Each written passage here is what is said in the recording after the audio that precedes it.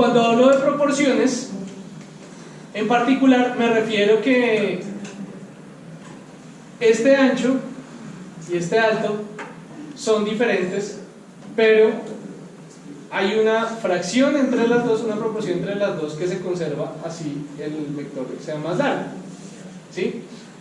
Entonces, esencialmente, yo estoy diciendo, vean,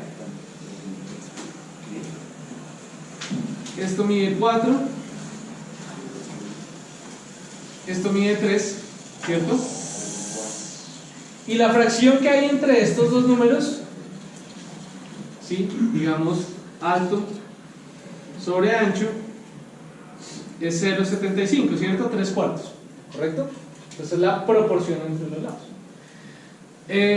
Cuando yo cogía, por ejemplo, el vector 3a, que era 12, 9, por allá, vámonos por allá, 3a, tenía,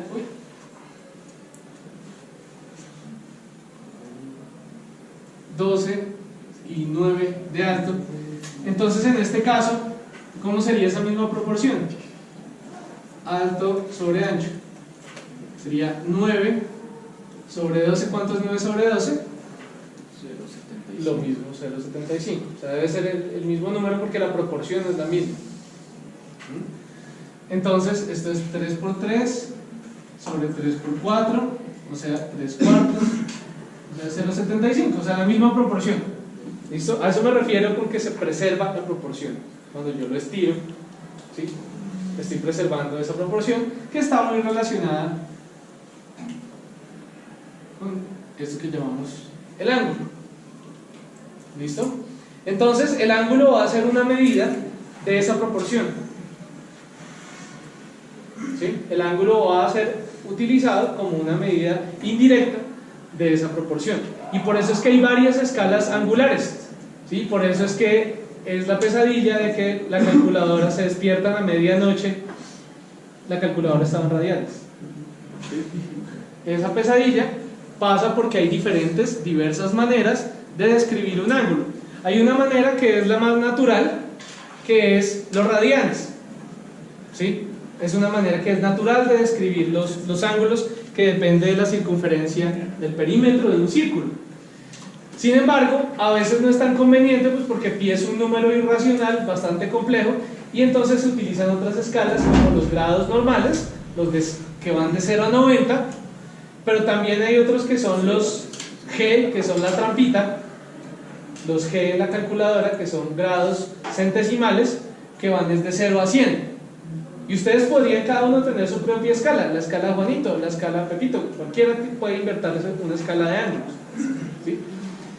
Porque los ángulos van a ser simplemente una medida de esta proporción, una medida indirecta de estas proporciones entre los lados. Entonces, en escala de grados ordinarios, de grados normales, simplemente los vamos a llamar grados, un ángulo que esté cercano a 0 corresponde a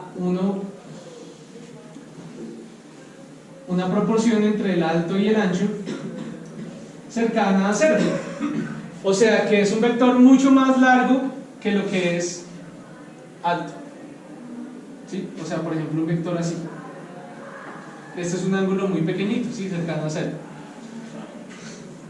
Esa proporción va a ser pequeñita, va a ser mucho más largo que alto. Entonces una proporción pequeñita corresponde a un ángulo pequeñito. Cuando la proporción es parecida a 1, significa que el alto y el ancho son el mismo. Entonces, ¿qué ángulo es ese? ¿Qué ángulo es? Cuando el ancho y el alto son el mismo, 45 grados, correcto.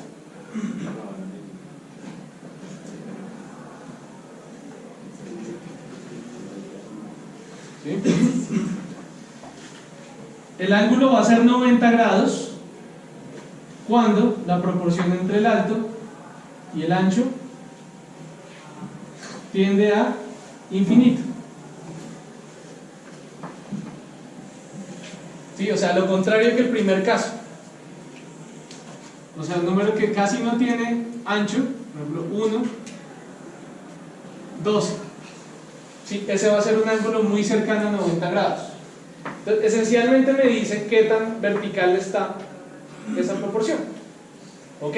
Y entonces estas escalas se utilizan para describir estas proporciones, ¿sí? ¿Cómo se relacionan los ángulos con las proporciones? Entonces ahí es donde entra la trigonometría, ¿sí? Que es cómo se mide, cómo se hace esta relación, no solo así charladita como se la estoy diciendo así, sino cómo llegamos de verdad de esta proporción a este número.